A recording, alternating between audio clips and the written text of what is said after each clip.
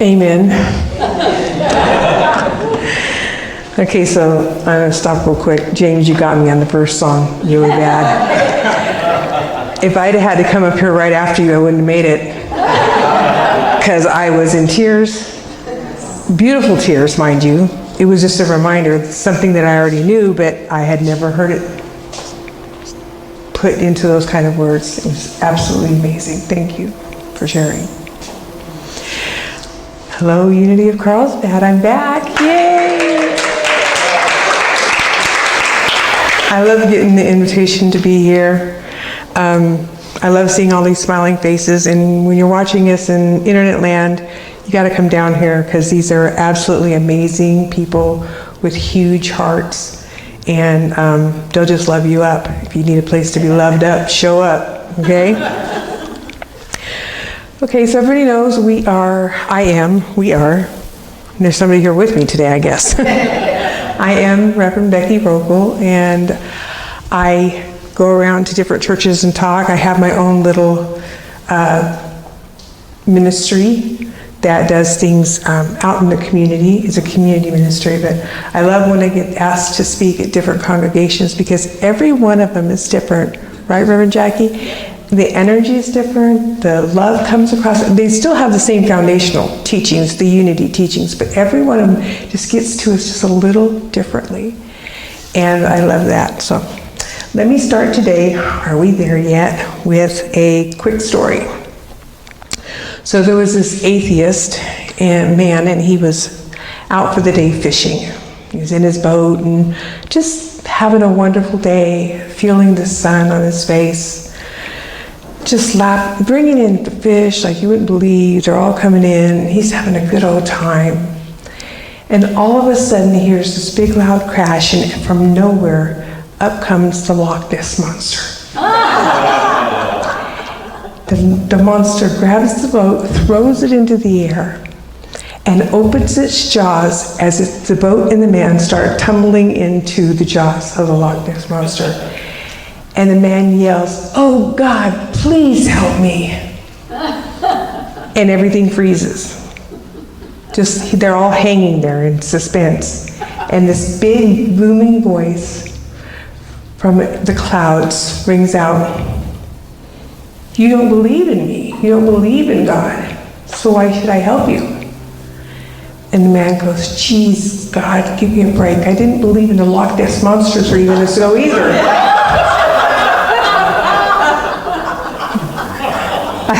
I thought that was so cute. I was like, oh, well, that makes sense, right? Oops, I think I went the wrong way. Nope. Did I go off or something? Okay. No, let me see. I did something to that. No. Let me see. No. Hit the wrong button. No, something happened. Is this it? Oh, that's the next one we can go to, yeah. Is it gonna go? Yep, so, side, all right. Yeah, it's the right. Just learn how to use the devices in everybody's other church. It's like every device is different. Do I? Anyway, so how many times, I know I've raised several sets of kids, have you heard from the back seat, "Are we there yet? When are we going to get there?" I mean, it can't be like 10 minutes in. And nowadays there's so much to do, right? We've got tablets on Wi-Fi. We've got phones. They can scroll YouTube. I mean, there's all kinds of things that they could do to occupy their minds, and it doesn't take 30 minutes. "Are we there yet?" I'm like, if you ask me that again, you're going to be right here. That's where you're going to stay. So, and it's not just kids that feel impatient about getting there, right? We know that we do too sometimes, especially some people in our lives. I know I have a significant other that is quite impatient many times, trying to get something done and get on to the next thing. So life feels like we are spending all of our time trying to get where we're going. That's how it feels like to me. We're trying to get where we're going. Just doesn't seem fair because I never get there, right? So the concept of there isn't really complete because there can be subjective, right?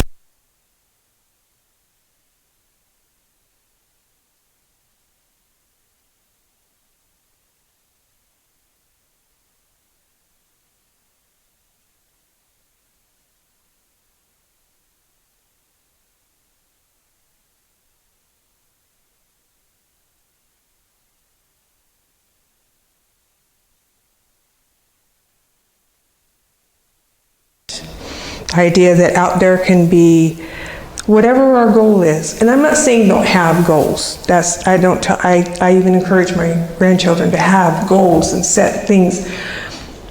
But there's a lot of distance between here and there. And am I just waiting for there? Because if I get there and I'm happy, or if I get there and I got the job I wanted, or if I get there and I live in the right house, and whatever it is it really even going to be fulfilling? Do we really know that? Well, because who knows? I've been in places where I got there, I thought I was there, and then wait, there moved. And then there was over here.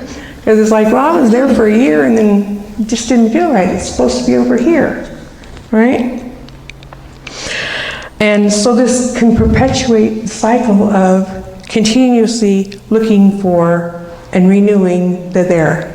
What's going on, truly not being satisfied, because we are in the moment, but the moment only lasts for as long as we're excited and happy about being there. And we can see this as, I don't want to say that this is like goals, because if you want to have a goal to achieve something, that's good.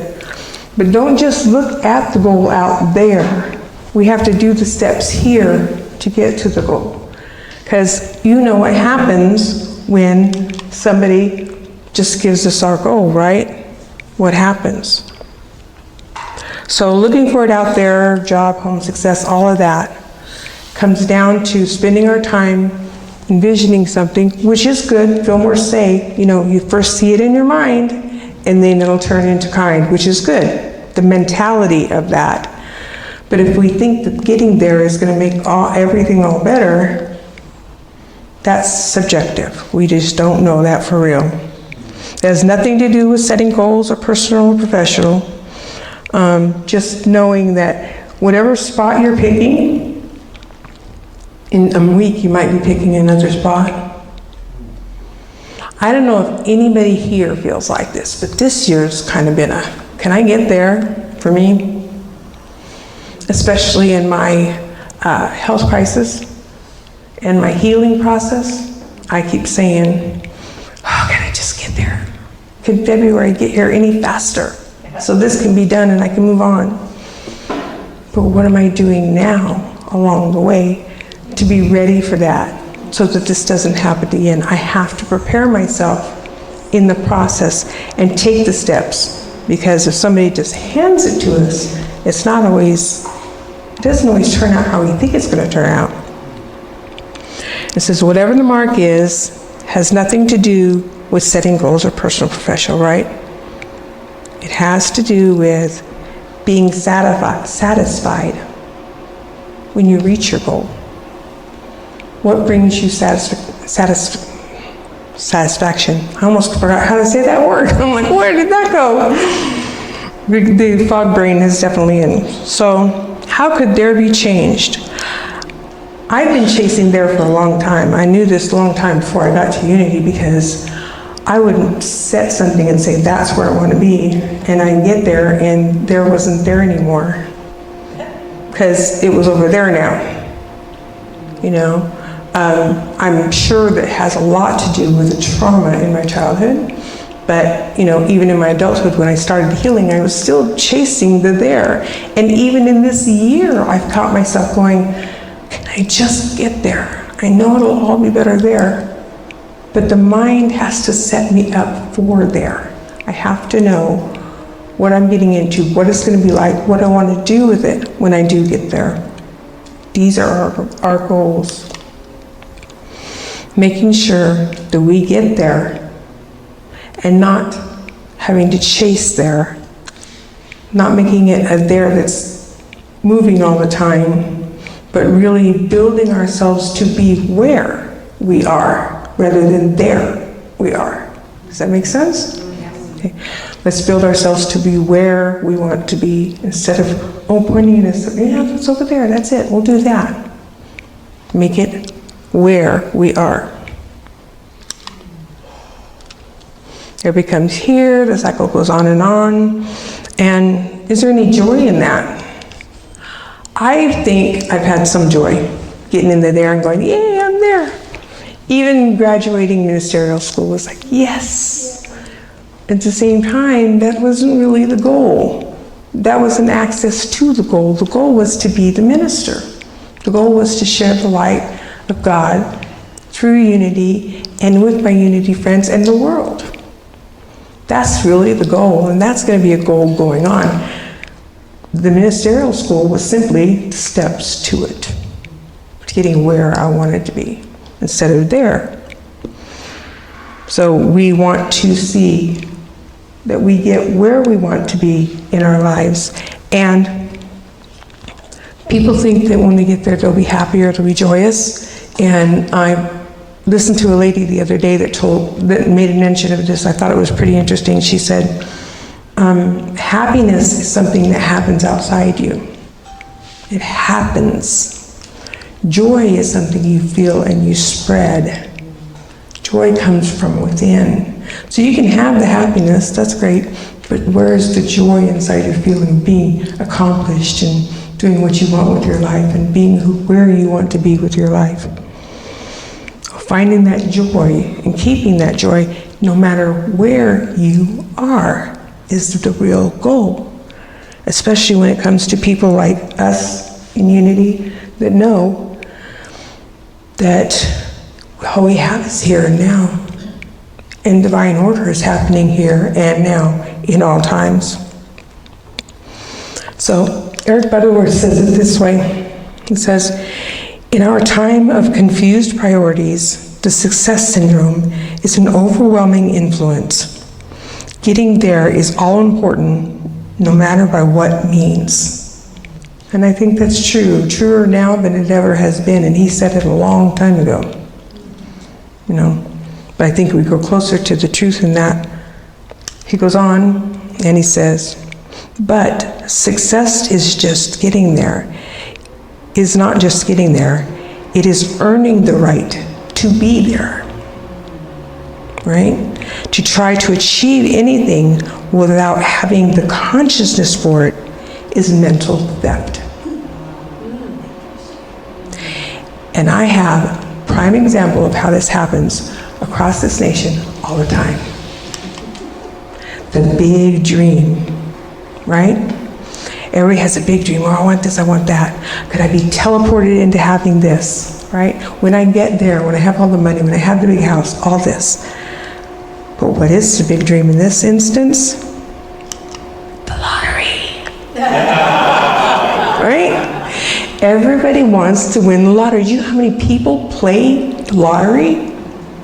I mean, not only just in this state, but in the whole United States. It's like, oh, I'm gonna get this money, my life's gonna be so good because I'll be there, you know? And we've all seen this over and over again. But the truth behind it is that 70% of people that win the lottery within 3 to 5 years are bankrupt because they didn't have the mental attitude that went along with it. Yes, this is our goal. Yes, play the game. If you want to, by all means. Also, build up your mental state of being. Learn about learn about finances, learn about, have all these other steps in it so that when you do hit it big or you do reach your goal, you have the mental stability or mental acuity to actually sustain it. Because nobody wants to have it all and then lose it all 3 years later. And that's what happens across the United States. The winners go bankrupt, and the studies have also shown that winning the lottery does not necessarily make you happy or healthier. I would think it'd bring a lot more stress on, because I think that people would crawl out of the woodwork looking for that money. And if any of you are like me, I'm the black sheep of the family, they come calling to me, they're barking up the wrong tree. I haven't seen most of them in many, many years, and this is not going to happen. You're not going to be friendly with me now because I have a pot of gold. I don't play the lottery, by the way. I just never have. Actually, I did once for my birthday, and I won big, really good for that whole day, and then it stopped. I just kept putting the money back in it just to see how lot I'd get, but by the end of the day, it was like, okay, I lost it all. That's okay. It was just a fun day to do it. It was just a little tickets you buy. But because Bellower says we did not earn this right, did we do our homework, take care of what we needed to with a mental understanding, so we're not mentally stealing this and we're just going to waste it all. Charles Fillmore says this: every man who accomplishes things first in his mind, sees things first in his mind, what he wishes to do. He puts away all doubt. It makes no difference how small or how large the thing you want to do may be. If you have an unlimited confidence in your own ability to do it, you will do it. That's the kind of goal setting I'm talking about. That's what we do through unity. If, even as a minister, we remind ourselves sometimes, hey, are you following this? Are you following this? Because when I started writing this, I was like, oh, this would be a fun one. I went, oh no. I'm going to learn a lot about myself right now. So, the old saying goes, right? Let me see, this isn't going. It's not about getting there, heading their direction. It's about living in the now while you're going there. Living in the understanding that you want that to be your truth. That becoming a minister for me was part of who I was. I was doing it a long time ago. I just didn't have the whatever. I didn't have the certificates behind it. I didn't have the licensing and the ordination. And I didn't have all that schooling and understanding so many things. You wouldn't believe, if you've ever been in ministerial school, there's a lot to learn. It's not just about standing up here and talking to you beautiful people.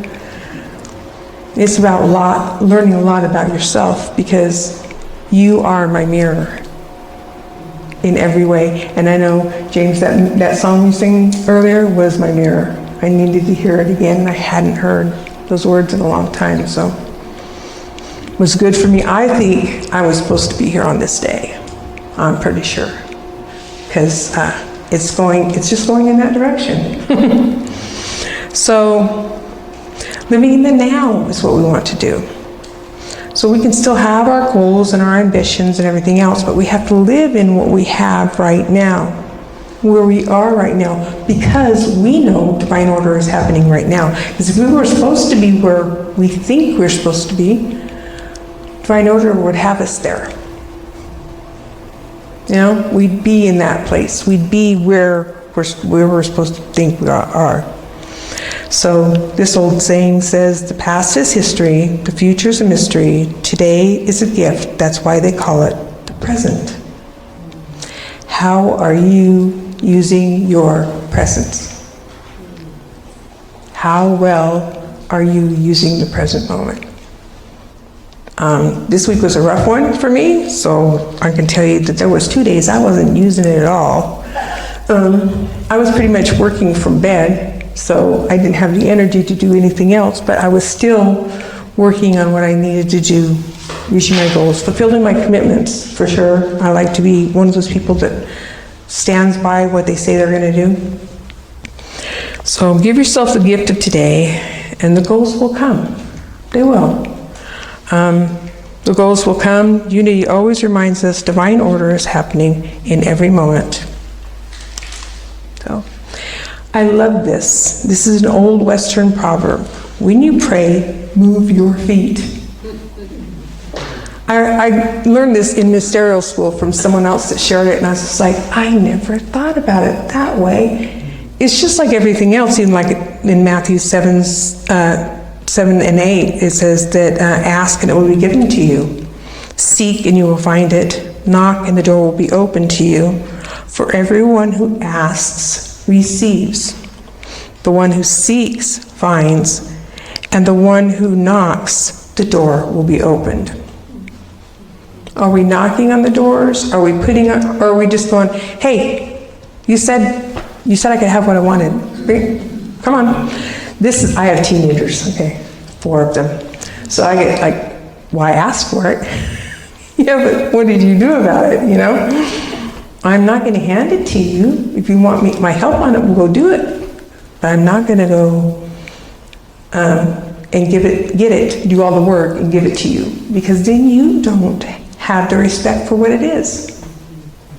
You don't have any, what do they call it, meat in the game. You're not part of that. So you're not losing anything because Grandma's doing all the work. Well, Grandma stopped doing all the work this year, just in case you guys wondered. And they were pretty shocked. So it's okay. I love them to death. And now all of a sudden my thing stopped working. Oh, that was it. That was not it then. Okay, let me finish this here.